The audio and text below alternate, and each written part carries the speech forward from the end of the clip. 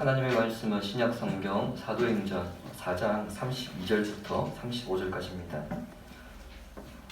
사도행전 4장 32절부터 35절까지 교독하시겠습니다. 4장 32절 제가 먼저 읽겠습니다. 믿는 무리가 한 마음과 한 뜻이 되어 모든 물건을 서로 통용하고 자기 재물을 조금이라도 자기 것이라 하는 이가 하나도 없더라. 사도들이 큰 능력으로 무리에게 나와서 진행하니 우리가 큰 은혜를 받아. 그 중에 가난한 사람이 없으니 이는 밭과 집 있는 자는 팔아 그 판 것의 값을 가져다가 사도들의 발 앞에 두매 각 사람 필요를 따라 나누어 줌이라. 아멘. 예수님께서 부활하셔서 승천하시고 성령께서 강림하신 후에 12 사도들에 의해서 예루살렘 교회가 세워집니다. 후에 예루살렘 교회가 핍박을 받아서 흩어지게 되고 팔레스틴을 넘어서 지금의 터키 그리고 그리스와 같은 지역에 사도들에 의해 교회가 세워지고요. 그 사도들에 이어서 그 교회를 목회했던 사람들이 생겨났는데 그 사람들을 우리가 속사도 교부라고 그렇게 부릅니다. 속사도 교부 가운데 ig나티우스라는 분이 있는데요. 이분의 별명은 하나님을 짊어지고 가는 자, 하나님을 모시고 다니는 자, 이것이 별명이었습니다. 당시 교회가 ig나티우스를 얼마나 존경했는지 잘 알 수 있게 하는 대목이죠. 안디옥 교회의 2대 감독이었던 ig나티우스의 생애에 대한 기록은 안타깝게도 교회사에 거의 남아있지 않습니다. 로마 제국 당시 로마 황제들 대부분이 기독교에 대해서 우호적이지 않았습니다만 그 가운데 여러분들이 잘 아시는 네로 황제와 도미티안 황제 때 교회 핍박이 가장 심했습니다. 요한계시록은 사도 요한이 밤모숨에 유배당했을 때 기록한 서신인데 오늘날까지도 이제 학자들 사이에서 좀 논란이 되고 있는 것이 요한계시록이 네로 황제 때 기록되었던 거냐 아니면 도미티안 황제 때 기록되었던 것이냐, 사실 이 저장 연대에 관한 문제가 오늘날까지도 좀 논란이 되고 있습니다. 어느 쪽으로 결정하든지 꼭 문제가 남아있기 때문에 한쪽으로 단정하지 못하고 있는 그런 상황입니다. 그러나 부인할 수 없는 것은 네로 황제 때나 아니면 도미티안 황제 때나 공통점은 신앙의 박해가 가장 심했던 때라는 것입니다. 이 두 황제에 버금가는 황제가 있는데 바로 트라이안 황제입니다. 트라이안 황제는 이제 도미티안 황제 뒤를 이어서 이제 로마를 통치했던 사람인데요. AD 107년 즉 트라이안 황제가 통치할 때 ig나티우스가 사자바보로 던져져서 순교를 당했습니다. 그가 체포되어서 로마로 끌려가는 과정에 7개의 서신을 남겼습니다. 로마 군대가요 ig나티우스를 체포하고 바로 로마로 압송한 것이 아니라 일부러 여러 지역을 돌아서 로마로 끌고 갔습니다. 이유가 있었죠. 로마 황제를 숭배하지 않는 사람의 최후가 어떻게 될 것인지 똑똑해보라, 그런 목적이 있었고요. 특별히 그리스도인들을 향해서 강력한 경고를 줬던 겁니다. 그래서 ig나티우스 체포되는 그 과정들을 보면서 그리스도인들이 굉장한 두려움을 갖게 했던 것이죠. 로마로 가던 중에 ig나티우스가 로마에 있는 교인들이 자신을 위해서 구명운동을 벌이고 있다는 사실을 듣게 됩니다. 그래서 서머나 지역에서 서신을 기록하였습니다. 그 서신의 내용은 이것입니다. 자신이 이제 곧 로마에 도착하면 죽게 될 것인데 그 죽음이 방해받지 않게 해달라는 것입니다. 무슨 말입니까? 자신을 위한 구명운동을 중지해달라는 것입니다. ig나티우스가 기꺼이 순교의 잔을 거부하지 않았던 것은 그렇게 죽는 것이 하나님을 기쁘게 해드리는 일이었기 때문입니다. 속담에 개똥밭에 굴러도 이승이 좋다, 그런 말이 있습니다. 좀 비참하게 살더라도, 천하게 살더라도, 고생스럽게 살더라도 생명을 부지하는 것이 좋다, 이런 의미죠. 물론 이 속담은 기독교적인 배경에서 나온 것이 아니기 때문에 성도인 우리는 이 속담을 쓰지 않습니다. 그러나 ig나티우스는 고생스럽게 살더라도 겨우 목숨을 부지하며 사는 것보다 하나님을 기쁘시게 해드리는 것이 그에게는 더 중요했습니다. 자, 그가 이런 선택을 할 수 있었던 이유가 있죠. 죽음 이후의 삶에 대한 확신이 있었기 때문입니다. 그래서 그는 트라이안 앞에서도 담대하게 자신의 신앙에 대해서 변론하였고, 당연히 그의 변론은 트라이안 황제의 분노를 불러일으켰습니다. ig나티우스는 다른 순교자들에 비해서 더 고통스럽게 순교를 당했는데요. 화형과 맹수의 밥이 되는 두 가지 사용 방법이 병행되었습니다. ig나티우스만 그런 것이 아닙니다. 사도 요한의 제자로 알려져 있는 폴리갑이라는 분이 있죠. 폴리갑 역시 서머나 교회 감독으로 목회하던 중에 로마 군인에게 체포됩니다. 그가 그리스도를 부인하면 살려주겠다는 그 말 앞에서 폴리갑 감독이 유명한 말을 교회사에 남겼습니다. 내가 86년 동안 그리스도를 섬기면서 주님께서 나를 한 번도 모른다고 하시지 않으셨는데 내가 어떻게 주를 부인하겠는가? 그 말을 남기고는 화염대 위에 스스로 걸어 올라갔습니다. 그리고는 장작에 불을 더 높여라. 이 말을 남긴 채 순교의 길을 택했습니다. 초대 교회 기록에는 이 두 사람 외에도요, 이름 없이 빛도 없이 순교의 길을 걸어갔던 많은 신앙의 선조들이 있었습니다. 히브리서를 기록한 저자는 이 사람들이 어떻게 순교를 피하지 않고 그 순교의 잔을 받아들였는가에 대해서 이렇게 증언합니다. 히브리서 11장 35절 주고에 있습니다. 보십시오. 여자들은 자기의 죽은 자들을 부활로 받아들이기도 하며 또 어떤 이들은 더 좋은 부활을 얻고자 하여 심한 고문을 받되 구차히 풀려나기를 원하지 아니하였으며. 아멘. 순교자들이 모진 고문을 참아내며 눈앞에 닥친 죽음을 회피하지 않았던 이유는 더 좋은 부활을 얻기 위해서였다. 그렇게 정언합니다. 초대교회 성도들은 조롱과 채찍질 뿐 아니라 결박과 옥에 갇히는 것, 그리고 돌에 맞는 것, 칼에 죽임을 당하고 재산 몰수를 당하는 등 고난과 시련을 당하면서도 그것들을 피하지 않았습니다. 무서우면 피하는 것이 당연합니다. 그것이 인간의 본능이죠. 그 대표적인 사람들이 예수님의 제자들입니다. 유월절 만찬 후에 겟세마네 동산에서 예수님께서 체포되셨고 빌라도와 헤롯에게 신문을 받으셨으며, 그리고 일이 돌아간 상황을 보니까 예수님의 십자가 처형은 피할 수 없겠다, 그러한 결론을 내리게 됩니다. 그리고 그 불똥이 자신에게 튈까 싶어서 그들은 도망을 갔습니다. 하지만 초대교회 성도들은 어떻습니까? 도망을 간 것이 아니라 그들은 죽음의 길을 택했습니다.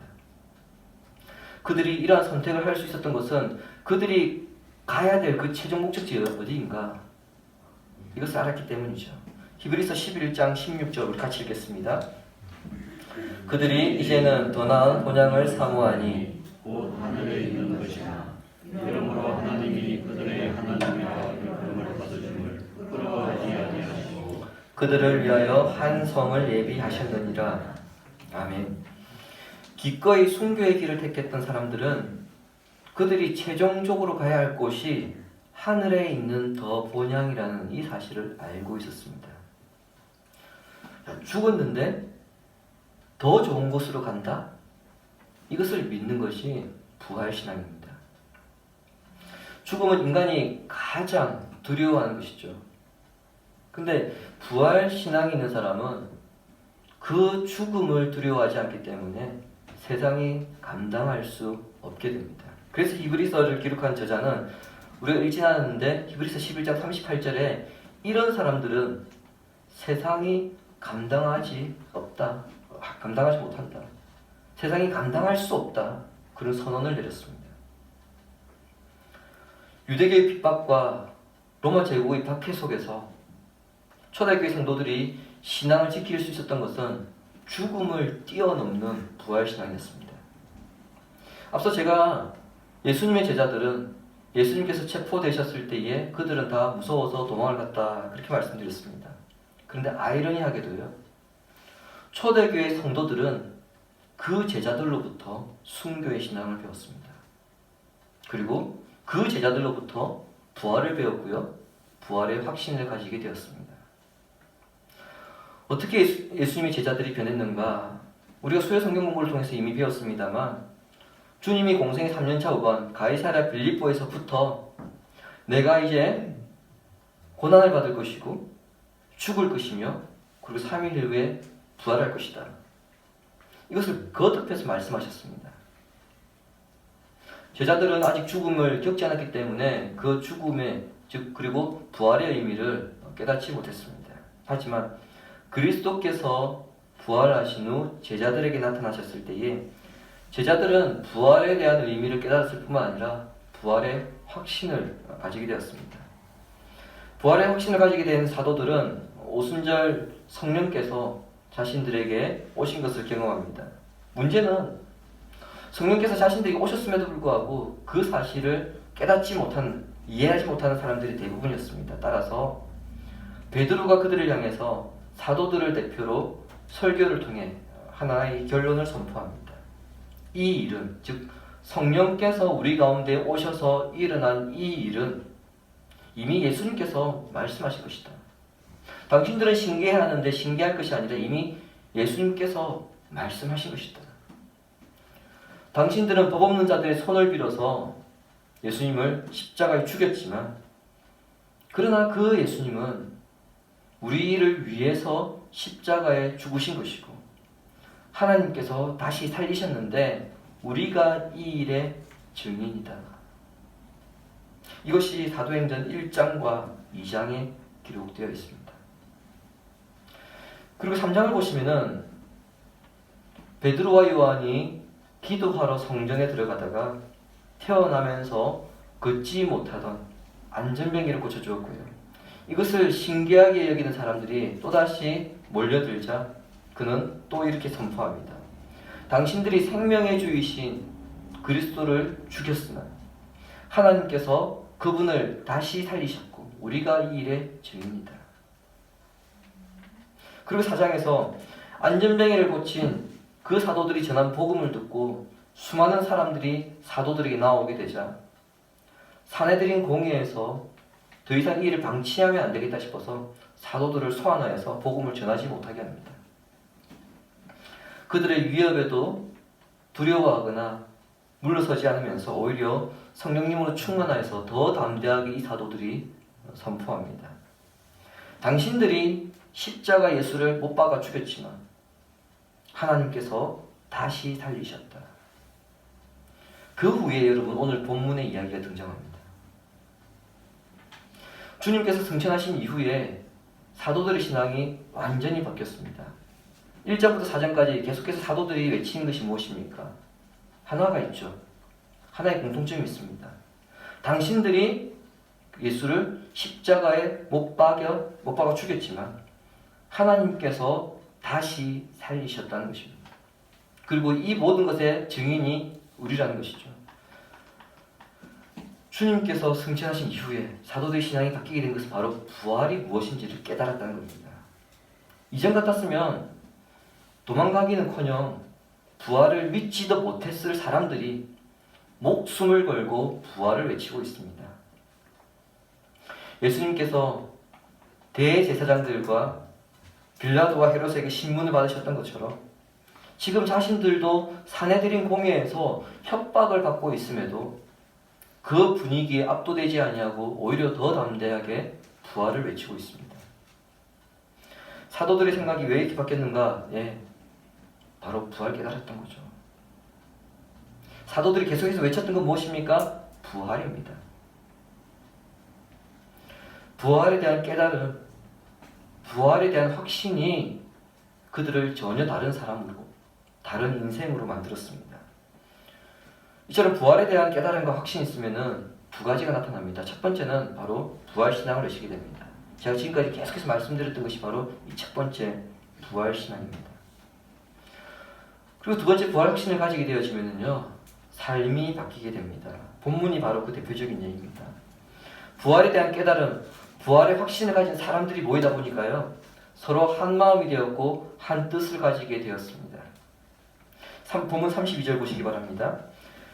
믿는 무리가 한 마음과 한 뜻이 되어 모든 물건을 서로 통용하고 자기 재물을 조금이라도 자기 것이라 하는 이가 하나도 없더라. 아멘. 부활 신앙에 대한 이야기를 하면서 물질을 서로 통용하는 이 이야기가 부각되는 것은요, 더 나은 본향을 사모하게 될 때에 이 땅에서 중요하게 여기는 것들에 대한 애착이 사라지게 된다는 것을 강조하기 위해서입니다. 세상 사람들이 물질에 집착을 하고 심지어 돈 때문에 목숨을 거는 것은 이 세상이 끝이라고 믿기 때문입니다. 혹시 여러분 욜로족이라고 들어보셨나요? 욜로족. 이게 약자입니다. You only live once. 이 약자입니다. 한 번뿐인 인생 즐기며 사는 사람들, 그 사람들입니다. 미래에 대한 불안과 아무리 노력해도 원하는 목표를 이룰 수 없다는 그 좌절감이 욜로족을 양산해내고 있습니다. 이런 사람들에게 본문 사건은 결코 일어나서도 안 되고요, 일어날 수도 없는 사건입니다. 그러나 예루살렘 교회 성도들은 어떻습니까? 물질에 대한 욕심을 초월하였습니다. 자기 재물을 조금이라도 자기 것이라고 하는 사람이 한 명도 없다. 성경은 그렇게 분명하게 증언합니다. 당시 교인들의 상황을 여러분 우리가 이해한다면 사실 이 일이 결코 쉽지 않은 것을 알 수 있습니다. 어떤 사람이 은혜를 받아서 내가 이제 부활하신 그리스도를 믿고 따르겠습니다, 이런 결단을 한다는 것은요, 유대교와 내가 단절하겠다, 이것을 선언하는 것입니다. 유대 사회는 로마 제국의 통치를 받고 있었지만 로마 정부와 손을 잡은 대제사장들에 의한 사내들인 공회가 통제하는 사회였습니다.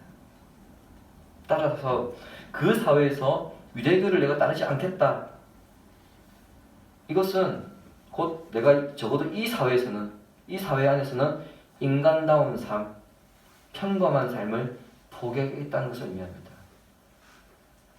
예를 들어 장사를 합니다. 유대교를 따르는 사람들이, 유대교를 믿는 사람들이 그 가게에 갈까요? 안 갑니다.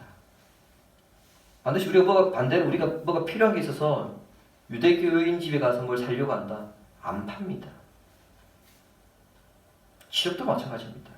사람을 써야 되는데 저 사람이 그리스도인이다, 안 씁니다. 마찬가지로 자기가 이제 고용주가 되어서 누군가를 고용하려고 한다, 근데 저 사람이 그리스도인이다, 안 갑니다. 그러니까 여러분, 그 시대 속에서 그리스도인으로 살겠다고 선언하는 것은 스스로 고립을 자초한 것입니다.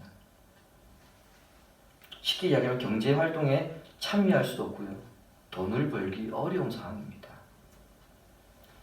그런 상황에서 나보다 더 어려운 성도들이 있다는 것을 알고 자신의 것을 내어놓고 함께 공유하거나, 또 도움을 받는 사람 입장에서는 자기가 필요한 만큼 양심껏 가져간다는 것이 여러분 정말 대단한 일이죠. 오늘날에도 이런 일은 일어나기 어렵습니다. 몇 년 전에 우리 여단에서 후원하는 선교사님들의 그 후원 내역을 본 적이 있습니다. 어떤 분들은요, 후원금을 많이 받아서 벌써 수천만 원입니다. 근데 어떤 분들은 후원이 끊겨서 마이너스가 수천만 원입니다. 자, 여러분, 우리 생각에 후원을 많이 받는 분들이 그럼 그 후원을 적게 받는 분들에게 연결해 주면 되지 않겠느냐, 그렇게 생각할 수 있지만 그런 일은 일어나지 않습니다. 왜일까요? 비록 지금은 내가 후원을 많이 받고 있지만 이 후원이 언제 끊길지 모른다는 불안감에 자기의 후원처를 넘기지 않습니다.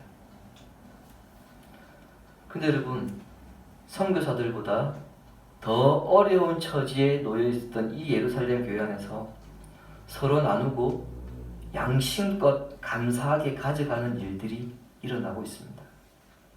여러분, 이게 바로 부활신앙입니다. 본문 34절과 35절 말씀에 의하면 자기 재산을 모두 나누었습니다. 집이 있는 사람은 집을 팔았고 밭이 있는 사람은 밭을 팔았습니다. 그리고 그것을 가져다가 사도들에게 바쳤고요.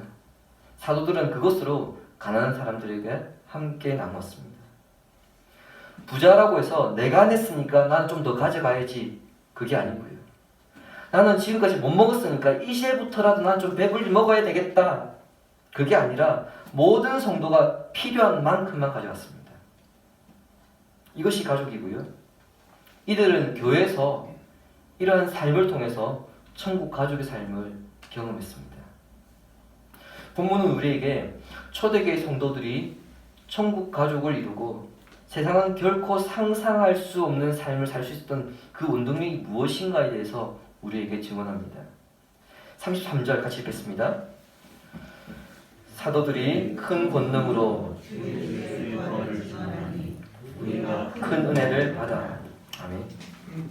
주께서 부활하셨다는 그 가르침을 들었을 때에 그들은 주님께서 부활하신 것처럼 우리도 죽어서 부활할 것이다, 이 사실을 깨달았습니다. 부활 후 장차 우리가 가야 할 곳이 있다, 이것을 깨달은 거죠. 그리고 부활의 영광과 가치는 이 세상 그 어떤 것으로도 비교될 수 없고 평가받을 수 없다는 것을 알았습니다. 이러한 부활의 확신이 그들의 삶을 완전히 바꾸어 놓았고 이 땅에서 천국 가족이 되게 했던 것입니다.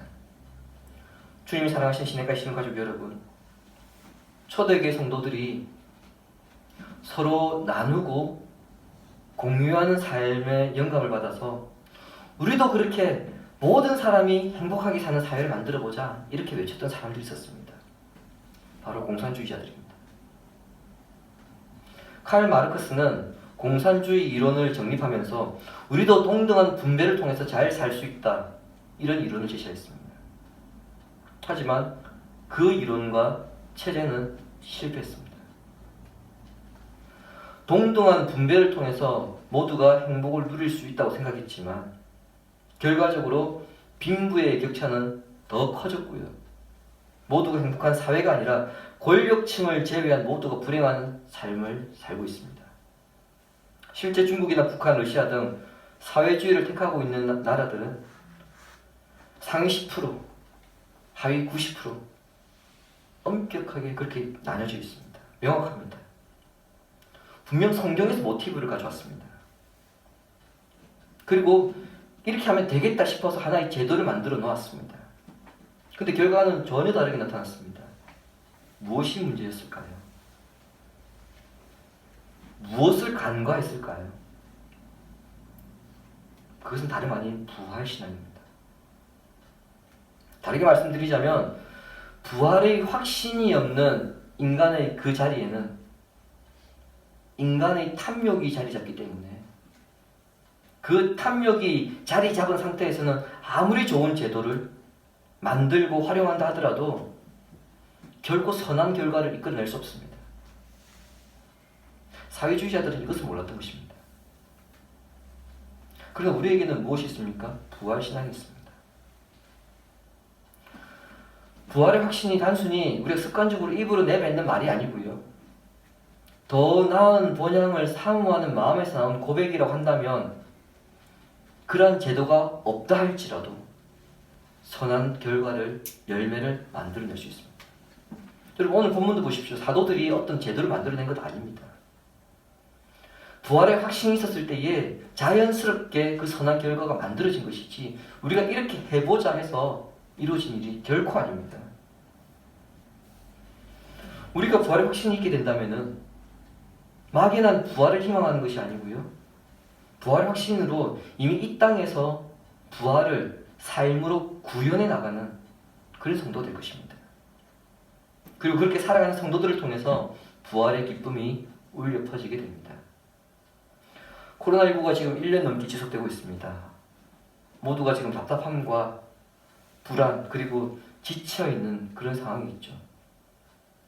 우리 사회를 바라보십시오. 갈수록 양극화가 심해지고 있습니다. 정치적으로도 경제적으로도 세대적으로도 지역적으로도 모든 분야에서 지금 양극화가 갈수록 심해지고 있습니다. 사회윤리가 무너져 있습니다. 여러분 뉴스를 보시면은 우리가 살고 있는 이 사회에 어떤 이러한 범죄들이 갈수록 더 악해져 가고 있고 하루가 멀다 하고 펑펑 터져나가고 있으며 어쩌다 우리 사회가 이렇게 되었는가, 어쩌다가 이 지경까지 되었는가, 뉴스를 들을 때마다 그런 단식이 나오는 그러한 시대를 우리가 살아가고 있습니다.